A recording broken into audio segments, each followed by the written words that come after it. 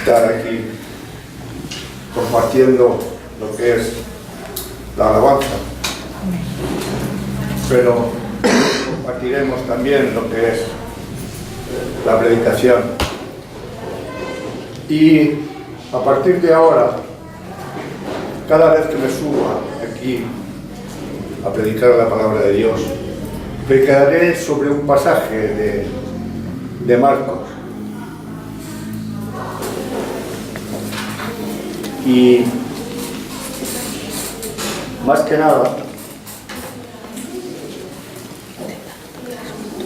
predicaré sobre lo que es la cruz y lo que significa la cruz para cada uno de nosotros. Esta mañana hemos estado hablando de que la salvación solamente está en Cristo. Y el pasaje que vamos a ver es como si estuviéramos al pie de la cruz, pero no como simples espectadores que sienten pena de Jesús, sino como fervientes adoradores, como aquellos creyentes que contemplamos la cruz y contemplamos el sufrimiento que hizo nuestro Salvador con un profundo sentido de admiración y un corazón lleno de gratitud. Por eso os voy a pedir que abráis vuestras Biblias y leeremos en Marcos, en el capítulo 15, los versículos del 22 al 32. Marcos 15, versículos del 22 al 32.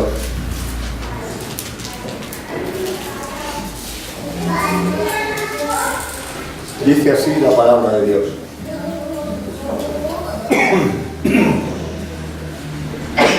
Y le llevaron a un lugar llamado Gólgota, que traducido es lugar de la calavera, y le dieron a beber vino mezclado con mirra, mas él no lo tomó.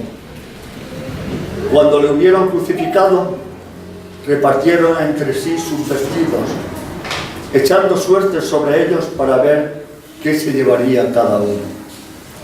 Era la hora tercera cuando le crucificaron.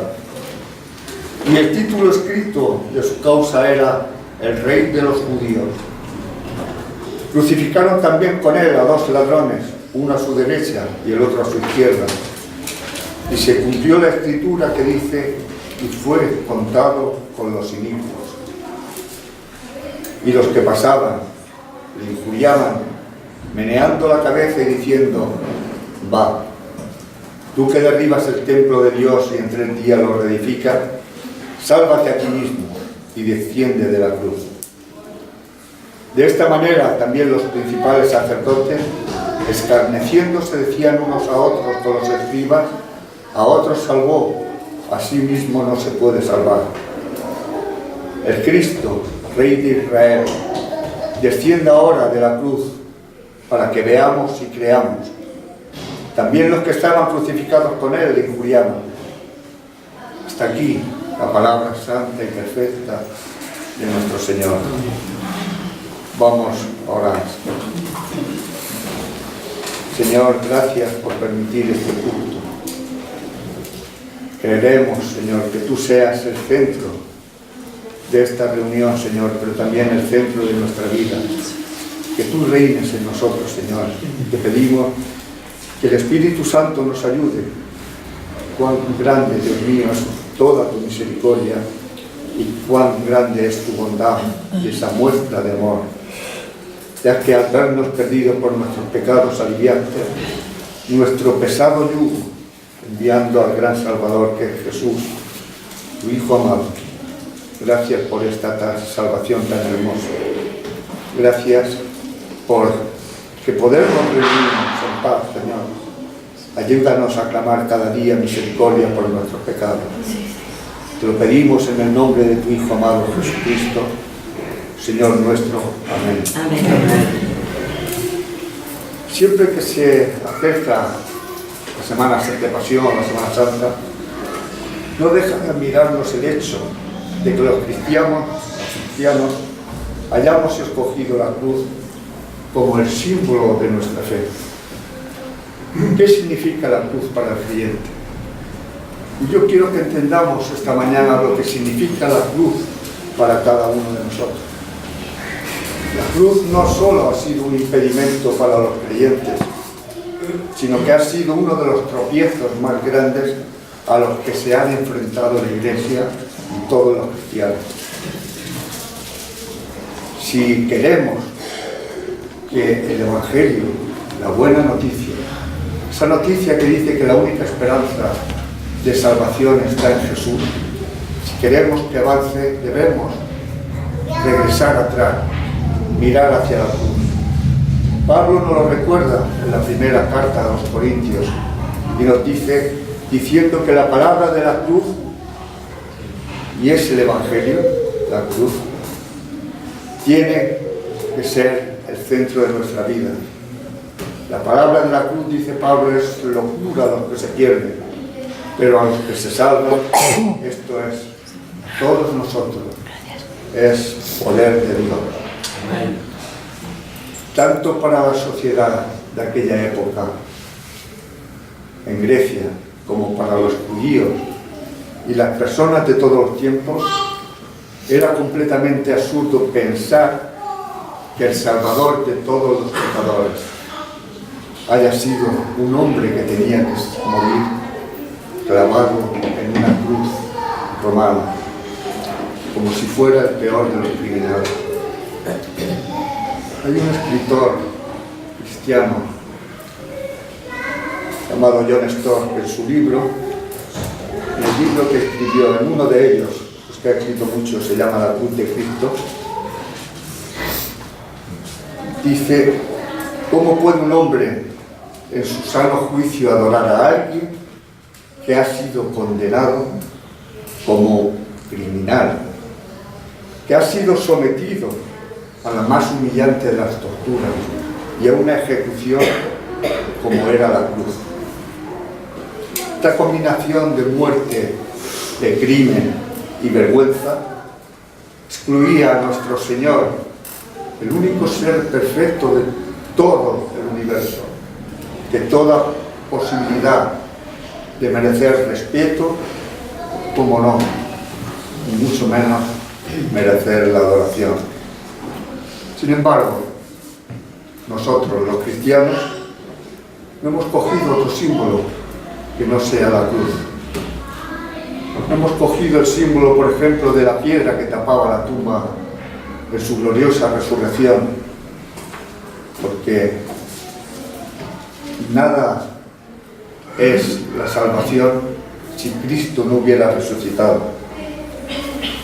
Los creyentes que somos seguidores, los llamados cristianos, escogemos este símbolo, esta cruz, como el único símbolo de nuestra fe, porque es el eje central. Toda la Biblia habla de la cruz, todo apunta en la Biblia hacia la cruz. Toda la santa palabra de Dios nos habla de Cristo. El Nuevo Testamento nos habla de Jesús. El Antiguo Testamento nos habla de Cristo. Todo el bloque junto, porque no puede ir separado, nos habla de Jesucristo. Y todo en ello va dejando señales de lo que fue y apunta al Cordero de Dios. La muerte de Abel apunta a la cruz. El Cordero allí clavado en el zarzal para que Isaac no fuera sacrificado, apuntaba a la cruz. La peña de Oreb, golpeada en el desierto, apuntaba a la cruz. Todas estas señales están en la Biblia. Es necesario insistir que si no tenemos un entendimiento, por lo menos básico y elemental, de lo que sucedió en esa cruz, nadie puede tener salvación. Una persona que no entienda lo que hace 2000 años pasó en esa cruz, si no tiene fe en Cristo nuestro Señor, está maldito, como dice la Escritura.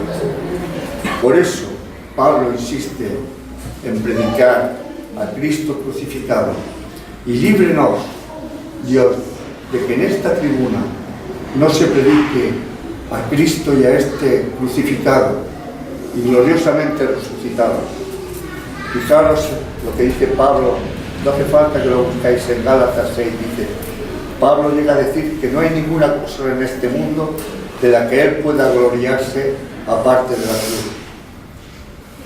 Gloríese en la cruz, dice Pablo, la cruz de nuestro Señor Jesucristo, por el cual el mundo ha sido crucificado para mí y yo para el mundo.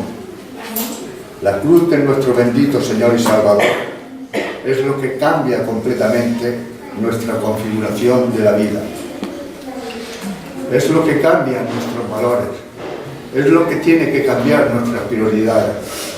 Debe cambiar por completo, aún en la forma de cómo reaccionamos frente al sufrimiento. Radicalmente la teología. Y la teología es el estudio de Dios tal como se ha manifestado en su santa palabra, en su Hijo Jesucristo y en Él mismo. Pues radicalmente nuestra teología es nuestro modo de comprender a Dios. Y la manera de sentir nuestro interior es saber lo que pensamos de Dios. Y es precisamente la cruz lo que nos hace cambiar radicalmente. Necesitamos entender qué fue lo que sucedió ese día de la semana llamada de Pasión, ese Viernes Santo que lo llaman y lo llamamos para entenderlo. Porque ese entendimiento no solo significa y depende de nuestra salvación, sino cómo vamos a vivir toda nuestra vida cristiana práctica. Por eso, como he dicho en un comienzo, esta predicación debe ser nuestra oración esta mañana, de que el Señor nos dé conocimiento y nos dé la oportunidad de ver el pasaje que hemos leído como la adoración de nuestro Señor Jesucristo, venir con fe y arrepentimiento hacia los pies de Cristo. Dice el versículo 22, dice, y le llevaron a un lugar llamado Gólgota, que traducido es lugar de la calavera.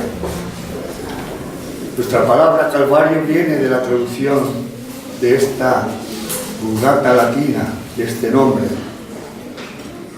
Y allí el significado de la palabra es Calvario. Es precisamente lo que significa Calvario, una calavera. Y este versículo nos está hablando de este sitio que es un lugar de muerte. Como nos dice al final del versículo, nos es llamado el lugar de la calavera. También sabemos por el pasaje paralelo en Juan 19:20 que este lugar estaba fuera de Jerusalén. Nos dice que estaba cerca de la ciudad, pero queriéndonos mostrar hasta qué punto fue rechazado Jesús por aquellos a quien Él había venido a salvar. No era digno de que muriera dentro de la ciudad, era indignamente rechazado. Lo tenían como si fuera un blasfemo para que no pudiera morir dentro de la ciudad de Jerusalén. La fe que solemos tener normalmente al pensar en Jesús crucificado es encima de una colina. Y eso no es lo que la Biblia nos está diciendo. Lo que nos dice el pasaje de las Escrituras es que acostumbraban los romanos a crucificar en la calle para que sirviera de escarmiento a todos los que pasaran por allí. Pero como el peor de los criminales, nuestro Señor Jesús no fue digno de que fuera crucificado dentro de la ciudad de Jerusalén. Una vez llegaron al Gólgota, Marcos nos dice en el versículo 23, y le dieron a beber vino mezclado con mirra. Esta mezcla era una especie de analgésico, o más bien un soporífero, con el fin de que muriera antes de tiempo o no se diera cuenta de lo que es la muerte en realidad al que crucificaban. Actuaba de anestesia y adormidera, embuzando así los sentidos del reo. Aquellos soldados quisieron aletargar a Jesús no porque sintiera compasión de él, sino por llevar a cabo su cruel y criminal tarea de martirio. Lógicamente, una persona que estuviera sedada podría tener y pondría menos resistencia a la hora de aplicar el suplicio. Pero dicen los evangelios, nos dice que Jesús no quiso beber. Él debía tomar la copa de la aflicción de su Padre. Él debía beber hasta la última gota, en pleno uso de las facultades y de todas las sensibilidades mentales que pudiera producir el dolor. Él tenía que demostrar al mundo entero que estaba muriendo porque él había decidido morir, y concluyó a saborear la muerte en toda su amargura. Ir a Dios con los ojos abiertos, demostrando a todos que su muerte era un acto voluntario. Y esto lo debemos tener claro. Cada palabra que nuestro Señor anunció en esas horas de extrema aflicción requerían que el Hijo de Dios tuviera la mente despierta. Lo que implica morir en esta ejecución en la cruz, tenía que experimentar nuestro Señor lo que es la crucifixión como un horror, una muerte que es probablemente y a mucha distancia el método más bárbaro y el método más inhumano y más cruel de ejecución que se haya aplicado a cualquier ser humano, porque prolonga la agonía de las víctimas en ocasiones hasta varios días, mientras soportan un dolor tan intenso y horrible que es imposible de resistir. Pero sin embargo, nosotros vemos que ninguno de los evangelistas se detiene a escribir los detalles de la crucifixión, los sufrimientos físicos de nuestro Señor. Se nos queda solamente para nuestra imaginación. Quizá porque quisieron poner su mayor énfasis en lo que Jesús tuvo que padecer a nivel espiritual, porque el sufrimiento más grande de nuestro Señor allí en la cruz fue el ser abandonado por su Padre, al tener que romper la comunión con el Padre Celestial.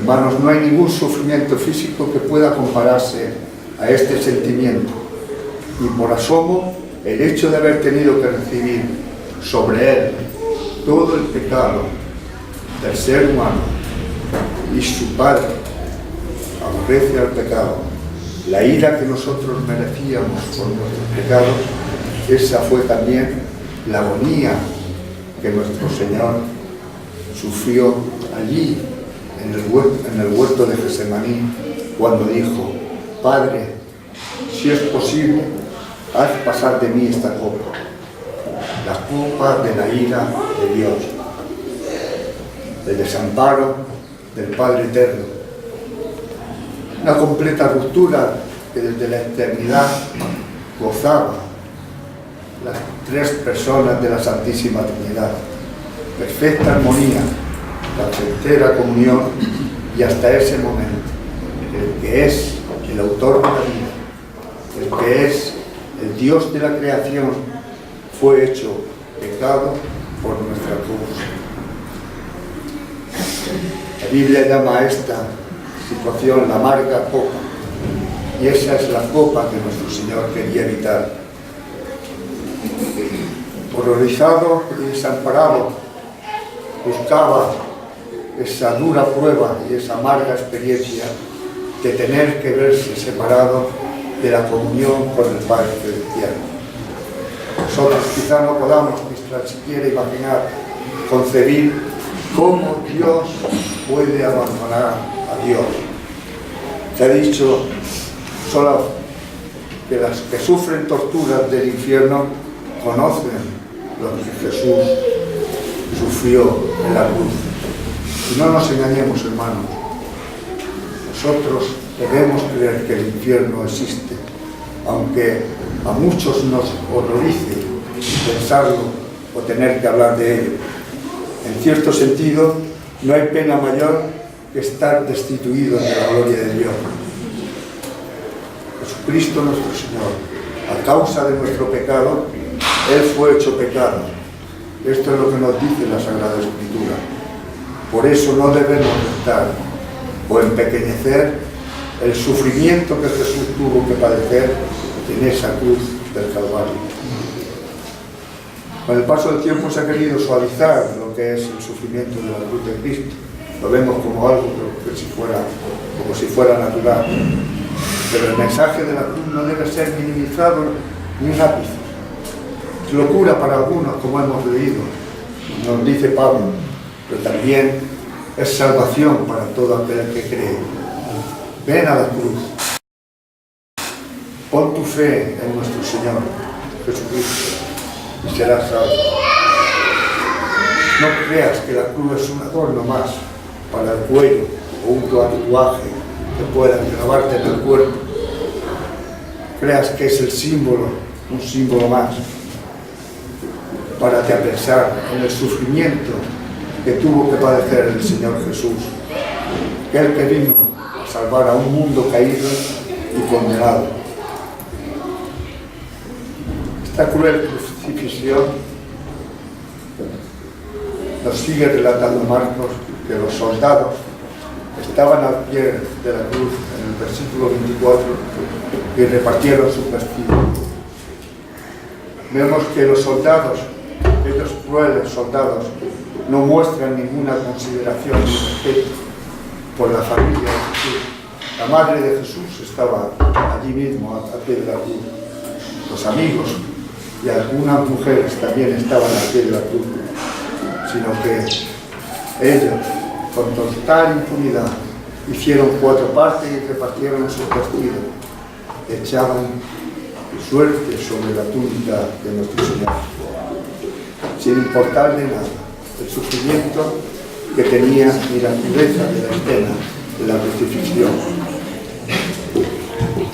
Dios, en su soberanía, quiso que se cumpliera la Escritura, como dice el Salmo 22, en el versículo 18, dice: repartieron entre sí mis vestidos y sobre mi ropa echaron suertes, para que se cumpliera la profecía de un salmo que describe con detalles asombrosos los sufrimientos de Jesús en la cruz del Calvario.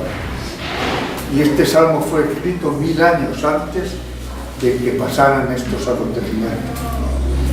Cuando David escribe este salmo, él ya veía y apuntaba hacia la cruz.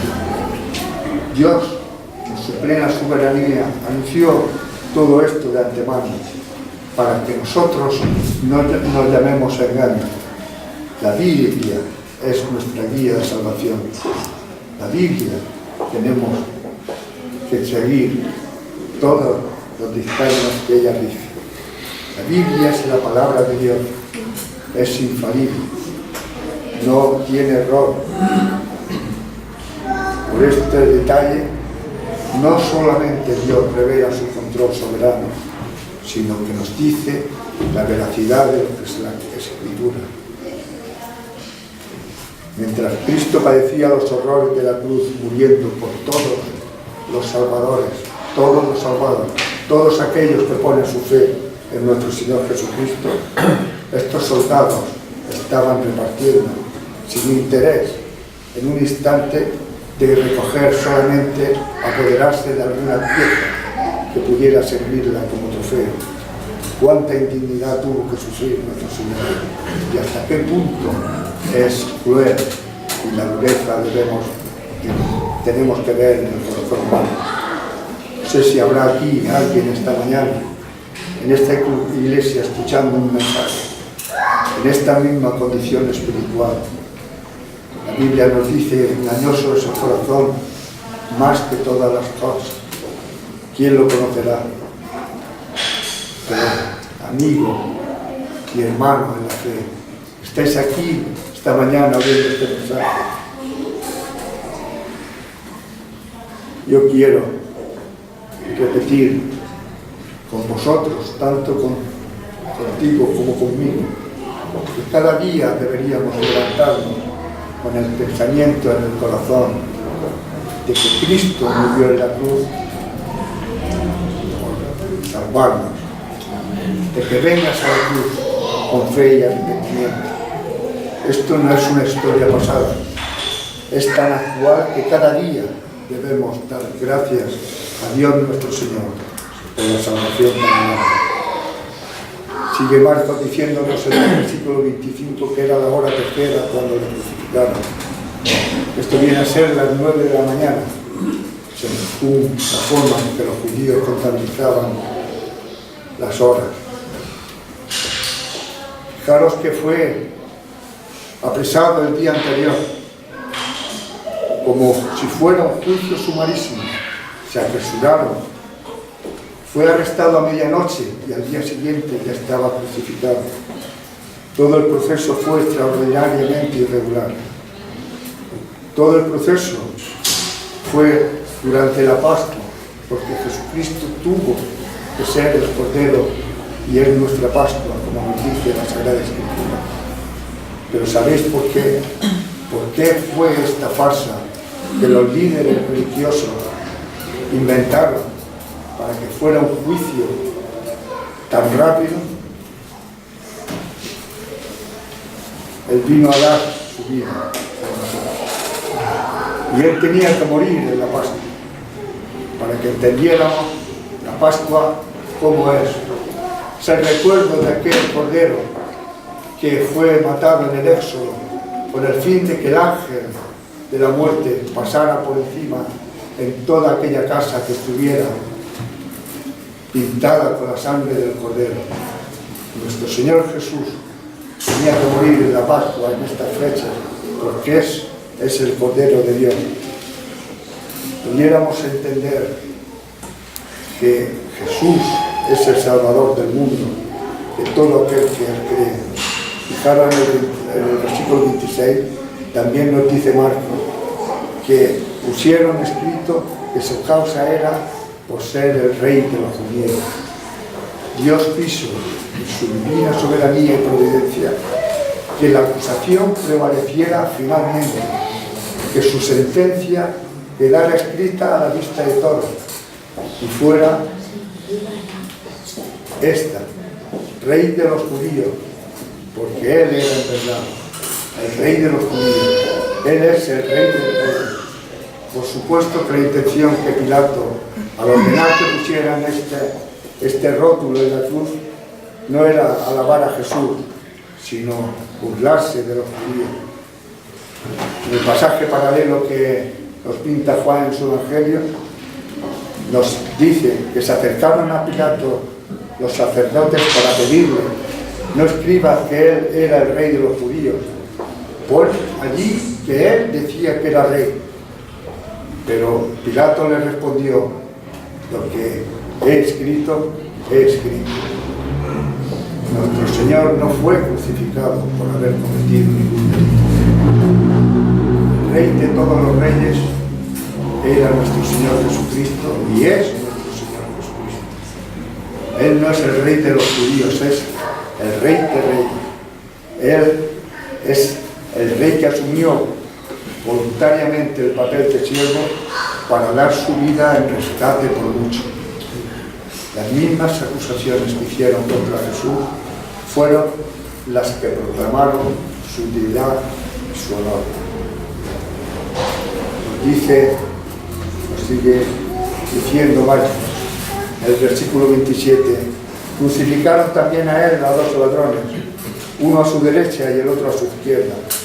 Y se cumplió la escritura que dice: y fue contado por los inicuos. Sí, pedido con esto el ladrón. pero no parece que ellos hubieran sido azotados ni coronados de espinas como fue nuestro Señor Jesucristo, ni tampoco azotados ni golpeados con una caña en la cabeza.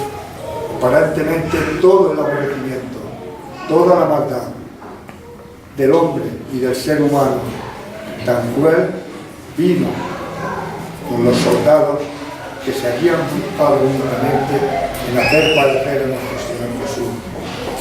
En otras palabras, lo que quiero explicar con esto es que ese día los soldados trataron a nuestro Señor como el peor de los criminales. Cada una de las cosas que sucedieron ese día, en esas últimas horas de nuestro Señor Jesucristo, fueron dirigidas y estaban escritas mucho antes, Dios en su soberanía, para mostrar que Jesús, el hombre, el que no cometió pecado, el ser más puro de todo el universo, a pesar de ser inocente, estaba muriendo como el peor de los criminales, y entre dos personas que sí eran criminales. Marcos añade esta nota en el versículo 28 para no dejar ninguna duda sobre el control soberano de Dios. Dios había dejado escrito que eso tenía que suceder. El justo debería morir por los injustos. Pero hay una escena más en nuestro texto que señalar.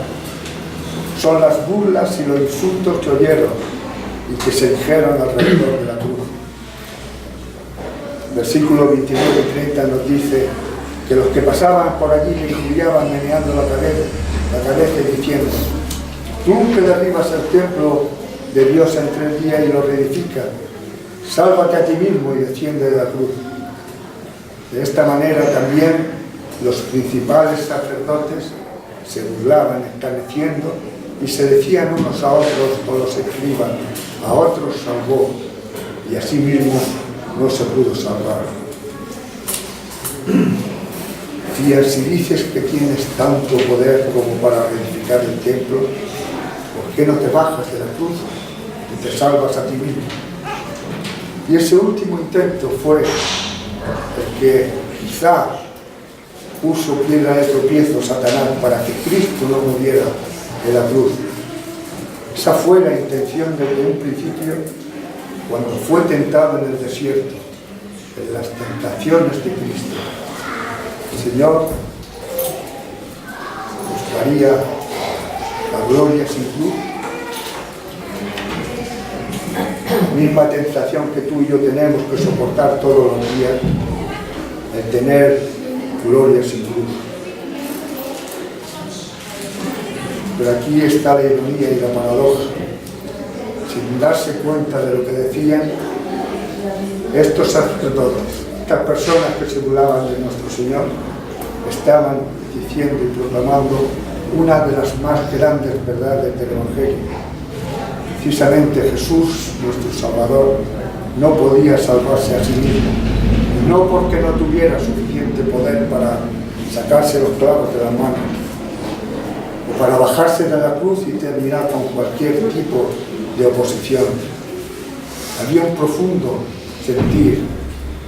Él no podía salvarse a sí mismo, porque ¿qué hubiera sido de nosotros si Cristo no hubiera muerto en la cruz y resucitara al tercer día? Porque de su muerte dependía la salvación de todos nosotros. Jesús habría dejado a los pecadores, a nosotros, sin Salvador, sin que nadie pudiera cancelar y pagar la deuda con la justicia de Dios.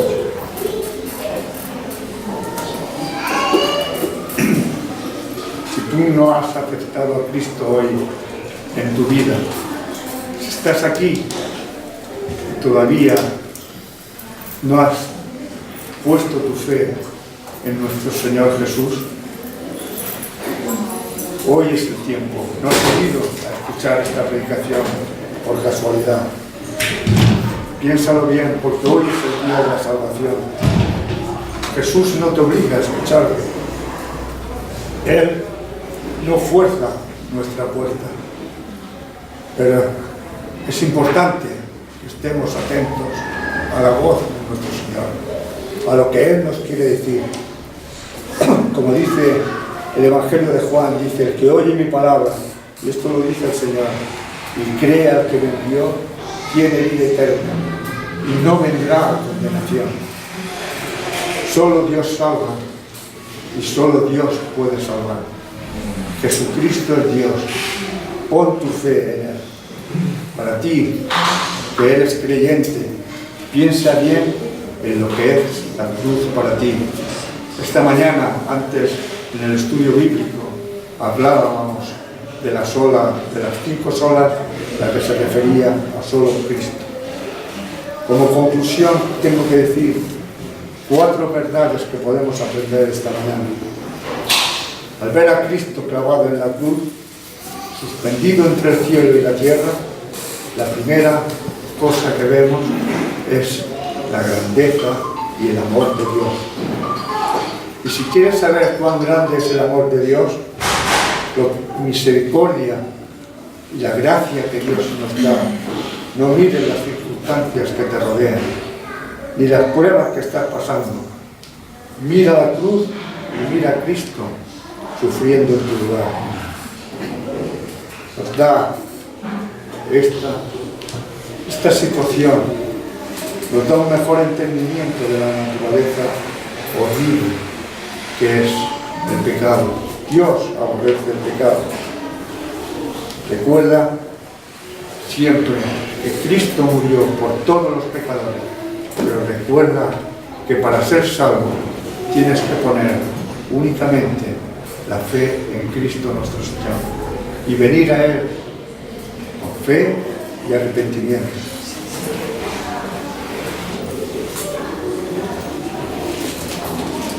Nosotros tenemos salvación y somos reconciliados con Dios solamente a través de la sangre del Cordero.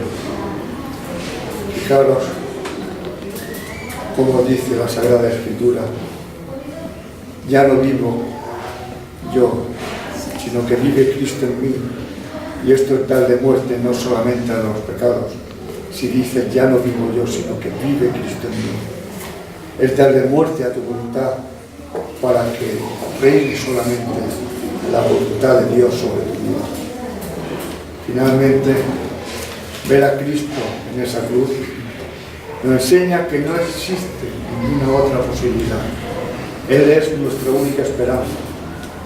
La segunda persona de la Trinidad tuvo que hacerse hombre para morir en una cruz y rescate por mucho. Hoy es el día de la salvación. Dios está ofreciendo gratuitamente, esto es lo que quiere decir, solo por gracia y por medio de la fe, que vengas a Cristo y en Él tendrás perdón de todos tus pecados y así obtendrás la vida eterna. Amén. Amén. Que alguien haga una oración en este